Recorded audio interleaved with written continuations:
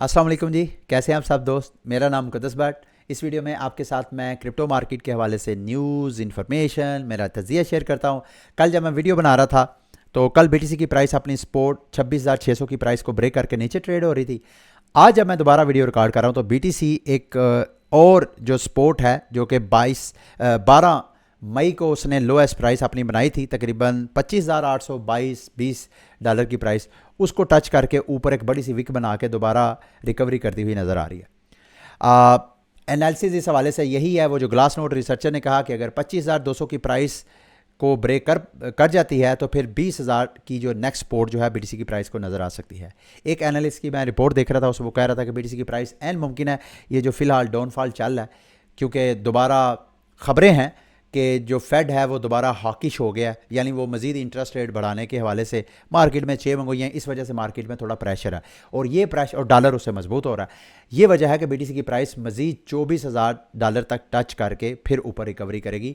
ये उस एनालिस्ट का मानना ये है। बहरहाल मार्केट की दीगर अपडेट्स की तरफ आते हैं।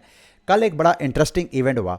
इलन मस्क ने ट्विटर के ऊपर एक ट्विटर स्पेस की, पहली पॉलिटिकल ट्विटर स्पेस इस लेवल की जिसमें लाखों लोगों ने पार्टिसिपेट किया है।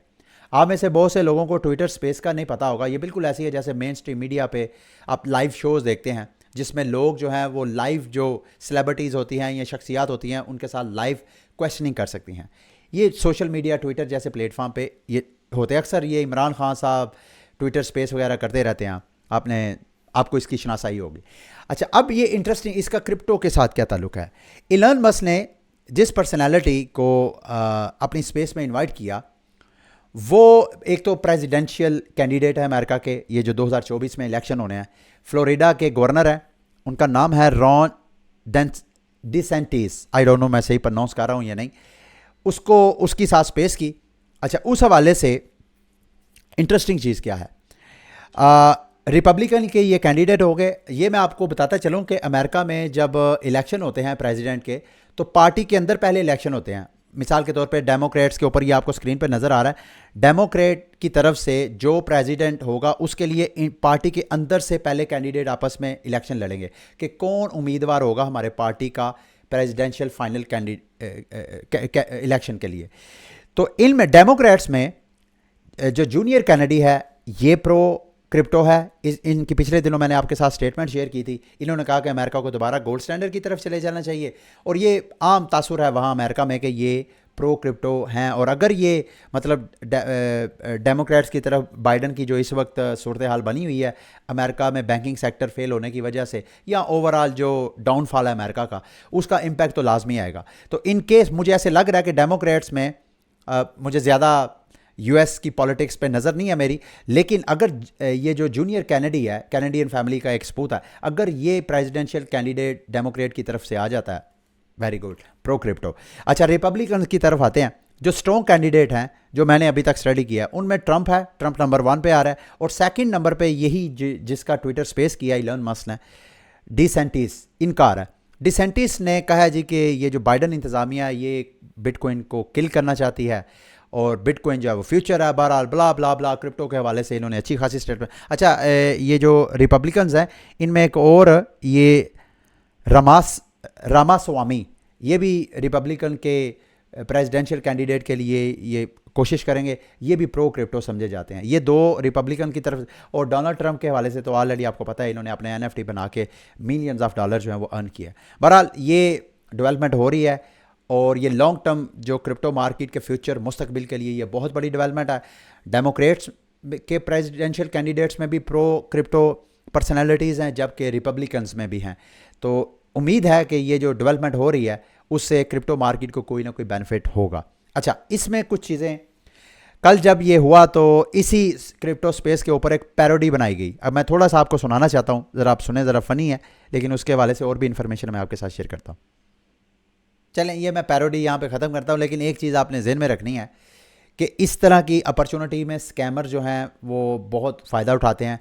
स्कैमर्स ने क्या किया, ये चूँकि ये जो ट्विटर स्पेस थी ये पॉपुलर हुई, स्कैमर ने फ़ौरन टोकन बनाए। रॉन टोकन, ये जो गवर्नर है प्रेसिडेंट जिसका ट्विटर स्पेस किया इलन मस्क ने, उसके नाम का एक टोकन बनाया। फिर ट्रम्प का एक टोकन बनाया और उसके बाद ये देखें डेली गेनर में खुद उसमें फ़ंड डाले और उसकी जो गेन है डेली गेन 30,000% पिछले 24 घंटों में ये शो करवाया। क्यों करवाया? ताकि लोग जो ऐसे रिस्क टेकर्स, ऐसे मीम हंटर, ऐसे हंटर जो कि डेली गेन को वॉच करके पैसे करते हैं कि यार ये टोकन पंप कर रहा है तो इसमें पैसा डालो, इसकी हाइप बाद में बनेगी तो मुझे बेनिफिट होगा। ये इस तरह के होते हैं हनी पार्ट। जब आप ये अच्छा, ये टोकन कहाँ पे मिलते हैं? डेक्स टूल नाम की वेबसाइट, इस तरह की वेबसाइट्स है जहाँ पे नए नए जब टोकन्स कॉन्ट्रैक्ट लॉन्च होते हैं इन प्लेटफॉर्म पे, इथेरियम, बाइनांस स्मार्ट चेन या इस तरह के स्मार्ट कॉन्ट्रैक्ट बेस्ड जो चेन्स के ऊपर जब नए टोकन लॉन्च होते हैं तो उनको वो मॉनिटर कर रहे होते हैं। तो उन पे ये हनी पार्ट क्या होता है कि जब आप उसके टोकन खरीद तो लेते हैं लेकिन आप सेल नहीं कर सकते। जब आप सेल करने की तरफ जाते हैं तो या तो उसके सेल के ऊपर ही आपको 50, 70, 90, इवन 100% टैक्स वो चार्ज करते हैं। दूसरे लफ्ज़ों में आपने पैसा डाल सकते हैं, आप निकाल नहीं सकते। तो आपने डेली गेनर की तरफ जेन में रख के इन टोकन्स में कम से कम पैसे आपने नहीं फंसाने हैं। अगली इस हवाले से डेवलपमेंट, एक कंपनी है ओकोरियन, a global provider of services. जितनी दुनिया में हाई नेटवर्थ इंडिविजुअल्स यानी मालदार लोग और फैमिलीज जिनके फैमिली ऑफिसेज हैं, उन फैमिलीज ऑफिसेज को कि कहाँ कहाँ इन्वेस्टमेंट करनी चाहिए, उनको ये सर्विस प्रोवाइड करने वाली है। इन्होंने तकरीबन 134 दुनिया की अमीर तरीन फैमिलीज़ का सर्वे किया है और सर्वे से क्या पता चला है कि 90% जो फैमिली ऑफिसेज हैं उन्होंने इंटरेस्ट शो किया है कि वो क्रिप्टो मार्केट में इन्वेस्टमेंट करना चाहते हैं, लेकिन वो सिर्फ देखना चाह रहे हैं कि रेगुलेटर्स मार्केट को किस तरीके से रेगुलेट कर रहे हैं, यानी वो रेगुलेशंस का वेट कर रहे हैं। जैसे ही रेगुलेशंस हो जाएंगी तो ये जो रिच फैमिलीज़ हैं दुनिया की, इनके ऑफिसेज जो हैं वहाँ पे इन्वेस्टमेंट करेंगे। ये जो सर्वे है ये बिल्कुल उल्ट रिपोर्ट है जो कि गोल्डमैन सैक्स ने सर्वे पेश किया था। उनके सर्वे के मुताबिक जो उनके कस्टमर्स हैं, उनके जो फैमिली ऑफिसेज के कस्टमर्स हैं, उनका इंटरेस्ट क्रिप्टो मार्केट से कम हो रहा है पिछले साल जो क्रैश हुए हैं बड़े बड़े FTX, लूना के बाद। बकौल उनके कि जो उनके क्लाइंट्स हैं उनका इंटरेस्ट 39% से 62% जो इंटरेस्ट है वो डिक्रीज़ हुआ है, यानी मतलब वो डिसलाइक किया है। हालांकि ये देखिए दो बिल्कुल कॉन्ट्राडिक्टरी रिपोर्ट्स हैं। एक ही जगह है, एक ही इन्वेस्टमेंट मार्केट है, लेकिन दो मुख्तलिफ सर्वे करने वाले हैं। एक है बैंक और दूसरा है इंडिपेंडेंट एक सर्वेयर। तो आप दोनों की अप्रोच देख लें। अब जाहिर बात है बैंक्स की तो अप्रोच इसी तरह की होगी। अच्छा, इसके साथ साथ एक और यूरोपियन जो सेंट्रल बैंक है उन्हीं की एक बॉडी है, वॉचडॉग है, जो उसका मानना यह है कि क्रिप्टो मार्केट के ख़िलाफ़ खूब सख्त एक्शन लेने चाहिए, ख़ुसूसन ये जो स्टेबल कोइंस हैं मार्केट के। स्टेबल कोइन क्रिप्टो मार्केट की जान है, क्योंकि क्रिप्टो मार्केट में वोलाटाइल करेंसी से जब भी इन्वेस्टर ने अपने आप को महफूज करना होता है वोलाटिलिटी से, वो अपने फंड्स को स्टेबल में सेव कर लेता है ताकि वो अब इस वोलाटिलिटी से किसी नुकसान से बच सके। तो स्टेबल कोइन मार्केट की जान है। अगर मार्केट में स्टेबल कोइन नहीं होगे तो क्रिप्टो मार्केट कहाँ जाएगी? तो उनको हिट करने की कोशिश कर रहे हैं ये। अगर आगे आते हैं जी मार्केट के, जबकि स्टेबल कोइन एक और जो USDT है, मैं देख रहा था इनकी ये द ब्लॉक के ऊपर एक तरह का एक इंटरव्यू है छोटा सा। ये इस साल के क्वार्टर फर्स्ट में USDT टेथर ने 1.5 बिलियन का प्रॉफिट अर्न किया। Can you imagine? $84 बिलियन इनका टोटल मार्केट कैप है और सिर्फ 3 माह के अंदर इन्होंने 1.5 बिलियन का प्रॉफिट जनरेट किया है अपने उन सारे रिजर्व से। और ये सारे का सारा इन्होंने इन्वेस्ट करना बिटकॉइन के ऊपर, और बिटकॉइन के अच्छे खासे, और मेरा ख्याल है अगर मैं गलत नहीं हूँ तो 15% इनके जो रिजर्व हैं वो बिटकॉइन में इन्होंने इन्वेस्ट करने हैं। आई डोंट नो कब करने हैं, लेकिन करने हैं।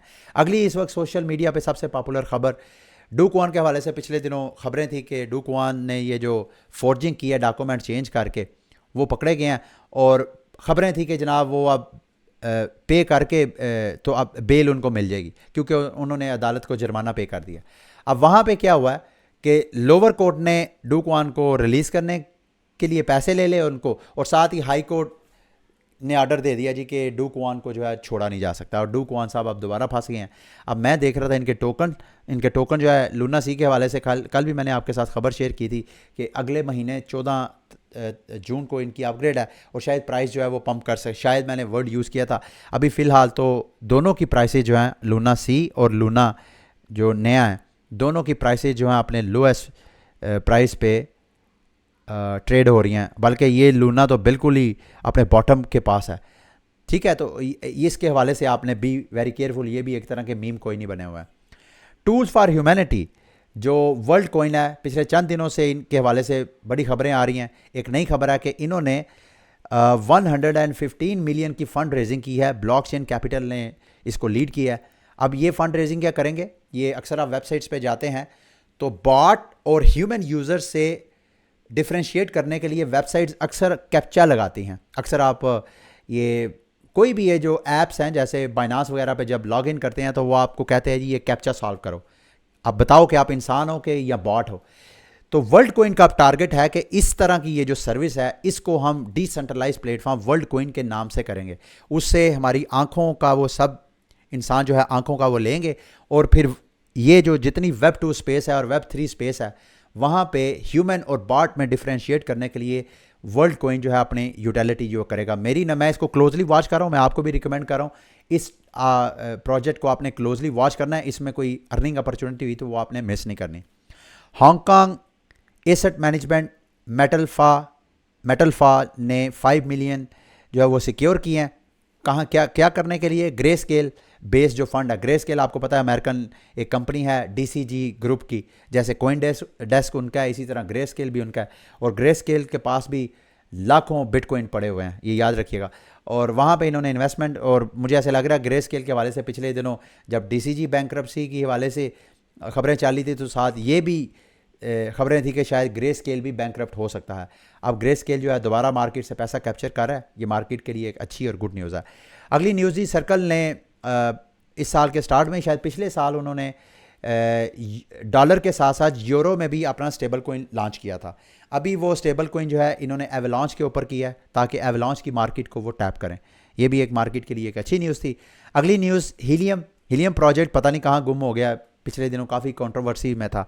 अभी इन्होंने पार्टनरशिप की है अमेज़ॉन की, एक प्रोडक्ट है साइडवॉक, जिसमें ये मैश नेटवर्क टाइप ये सर्विस है। मैश क्या होता है, मिसाल के तौर पे आपने घरों में वाईफाई लगाया होगा, तो आपके अगर फर्स्ट फ्लोर में आपने लगाया है तो सेकंड फ्लोर में आपकी वाईफाई के सिग्नल नहीं जाते, तो सिग्नल को बढ़ाने के लिए ये मैश नेटवर्क क्रिएट किए जाते हैं। बजाय इसके कि आप वाईफाई एक्सटेंडर राउटर लें, लोग मैश नेटवर्क क्रिएट करते हैं। मैश नेटवर्क ज़्यादा सिग्नल वाइज बेहतर होता है बनिस्बत ये वाईफाई एक्सटेंडर। तो हीलियम जो कि आईओटी प्रोवाइडिंग एक क्रिप्टो ब्लॉकचेन है। आईओटी क्या होता है, इंटरनेट ऑफ थिंग्स, यानी हमारे मुस्तकबिल में हमारे घरों के जो गैजेट्स हैं, मिसाल के तौर में घरों में एसी, वॉशिंग मशीन, इवन हमारी फ्रिज, घर के जो जितने गैजेट्स हैं वो सारे गैजेट्स जो हैं, होम अप्लाइंसेज जिनको आप कहते हैं, उन सब के अंदर वाईफाई होगा। और कोई बंदा भी अपने मोबाइल पे उसका ऐप है और ऐप के ज़रिए, मिसाल के तौर पे आप ऑफिस हैं, आपने घर आना है, बहुत गर्मी है, आप चाहते हैं आप कमरे पे जाने से पहले पहले, अपने फ्लैट में एंटर होने से पहले पहले आपका फ्लैट और कमरा ठंडा होना चाहिए, तो वहीं पे दफ्तर में बैठे ही आप अपने ऐप को खोलें, वहाँ से घर का एसी ऑन करें, जब तक आप घर गाड़ी पार करके अंदर जा रहे हैं आपका कमरा जो है ठंडा। ये आईओटी होता है, इंटरनेट ऑफ थिंग्स, यानी हमारे घर के गैजेट जो हैं, जब हमारी मोबाइल के ज़रिए, हम वाईफाई के ज़रिए, नेटवर्क के ज़रिए हम एक्सेस करना शुरू कर देते हैं, उनको इंटरनेट ऑफ थिंग्स बोलते हैं। और इसके लिए हीलियम प्रोजेक्ट जो है वो सबसे ज़्यादा पॉपुलर हुआ था। आजकल मैंने आपको बताया वो कंट्रोवर्सी में है। अच्छा जी, बाइनांस भी अपने NFT लोन की फीचर वो कल से स्टार्ट करेगा। इससे एन मुमकिन है, ये बिल्कुल ऐसी है जैसे पिछले दिनों मैंने आप लोगों को बताया था, ब्लर ने अपना NFT लैंडिंग की, यानी अगर आपने कोई NFT खरीदना है, ब्लू चिप टॉप जो NFT है, लेकिन आपके पास पैसे नहीं है तो आप थोड़े से पे करें, बाकी जो है वो प्लेटफॉर्म आपको प्रोवाइड करेगा। तो बाइनांस भी करने जा रहा है, इससे एन मुमकिन है। कौन कौन से platform, board app yard club के NFTs ऑफर करवाएगा, म्यूटेंट एप यार्ड क्लब, अजूकी और डूडल्स, ये 4 कलेक्शंस के ऊपर वो आपको ऑफर कराएगा। इससे एन मुमकिन है हाइप हो और NFT मार्केट जो है वो दोबारा ग्रो करे। NFT के हवाले से मैं बात कर रहा था, डायमेंशनल, आई डोंट नो, ये मैंने आपके साथ शेयर किया था, मैंने भी इनका एक स्टोन बाय किया था। अगर आप में से किसी ने बाय किया है तो अब वो स्टोन आप यहाँ पे स्टेक कर सकते हैं। मैंने स्टोन स्टेक किया है, 28 दिनों के लिए ये स्टेक करेंगे। 28 दिन बाद आप जब अनस्टेक करेंगे तो बदले में आपको ये NFT एक्स्ट्रा बोनस के तौर पे देंगे। अगर आप 5 स्टोन स्टेक करेंगे तो आपको एक एक्स्ट्रा 5 तो आपको मिलेंगे ही, लेकिन एक आपको एक्स्ट्रा ईव जो इनका NFT है वो मिलेगा। अगर 10 करेंगे तो आपको मिस्टिक ईव जो NFT है वो ऑफ़र करवाएंगे। जिनके पास डायमेंशनल के स्टोन्स होंगे उनको नेक्स्ट जो इनके NFT आएंगे, जैसे कि ये हीरो है, ये हीरो भी इन्होंने करना है, तो मेरा ख्याल है स्टोन वालों को इसमें कोई ना कोई वो ऑफ़र लाजमी करवाएंगे। ये ओपन सी में ऑलरेडी टोटल इनकी जो ये जो स्टोन्स हैं 1000 इनकी कलेक्शन है। एक मैंने बाय किया था, जब मैंने बाय किया था उस वक्त फ्लोर प्राइस थी 0.8, इस वक्त वो इंक्रीज़ हो गए 0.98 तक पहुंची हुई है। मुझे बेनिफिट है, लेकिन मैं होल्ड करूंगा लॉन्ग टर्म इस उम्मीद के साथ कि शायद मेरी गुड लक हो, ये मज़ीद इसकी मार्केट जो है वो ग्रो करे। अच्छा, उसके बाद स्मर्फ के हवाले से जी, स्मर्फ रिवील आ गया है। मेरे पास 19 स्मर्फ थे, अब मैंने सारे रिवील किए हैं। उनमें से एक ही ऐसा काम की चीज़ निकली है जिसकी वैल्यू ये वाला स्मर्फ ऐसा है जिसकी मुझे उम्मीद है कि उसकी वैल्यू अच्छी खासी मार्केट में होगी। वैसे तो ये 19 के 19 ही लेजेंडरी है, और पर जो स्मर्फ NFT है मुझे उसकी कास्ट पर है 0.17 इथीरियम। तो आई एम होपिंग कि मैंने ये जो 3 इथीरियम की इन्वेस्टमेंट की है मुझे अच्छा खासा रिटर्न मिलेगा। ये मैं आपके साथ इस वजह से शेयर कर रहा हूँ ताकि अगर आपने भी स्मर्फ के NFT वगैरह बाय किए थे, वो मिस्ट्री बॉक्सेस वगैरह, तो आप भी यहाँ पे अपना वॉलेट कनेक्ट करके तो इसको रिवील कर सकते हैं। ठीक है, ये थी आज की वीडियो। उम्मीद करता हूँ आज की वीडियो आपके लिए इन्फॉर्मेटिव रही होगी। अगली वीडियो तक के लिए मुझे इजाज़त दें। अल्लाह हाफिज़।